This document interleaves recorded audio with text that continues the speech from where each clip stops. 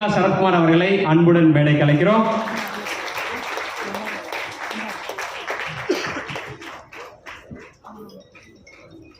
வாழ்த்துக்கள் ma'am.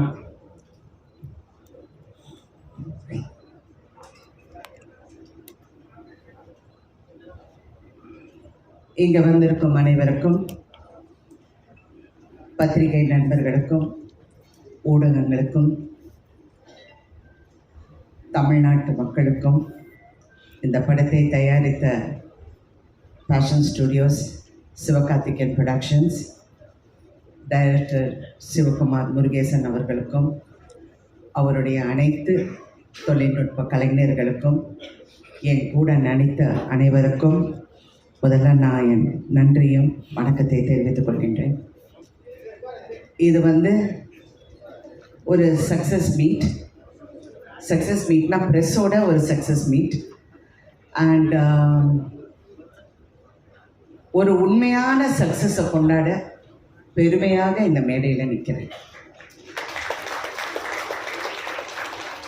Cinema ஒரு ஒரு ஃபன்னி பிளேஸ். இப்படியும் இருக்கலாம், அப்படியும் இருக்கலாம், எப்படி வேணாலும் இருக்கலாம். ஆனால் அதோட வெற்றி தோல்வி, அதோட அந்த அந்த சின்ன சின்ன நெளிவு சுழிவுகள் இதெல்லாம் நான் ரொம்ப வருஷமாக நான் பார்த்து நிறைய கற்றுக்கிட்டேன். பட் ஒன்று நான் எப்பவுமே ஒரு விஷயம் மட்டும் நான் எனக்கு வச்சிருக்கிறது, I don't take any thing seriously. எதுவுமே சீரியஸாக எடுத்துக்க மாட்டேன். அப்படியா? சந்தோஷம்.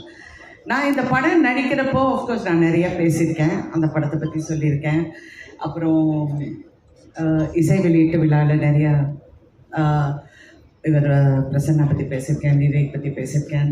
எல்லாம் நடித்தவங்க எல்லாரும். எனக்கு வருத்தம் என்னென்னா, அந்த ஷூட்டிங்கில் ஒருத்தர்கிட்டையும் நான் ஜாஸ்தி பேசலை. ஏன்னா ஒன்று அந்த வெயிட்டு என் உடம்புல, இன்னொன்று என் கால் வலி தாங்க முடியல.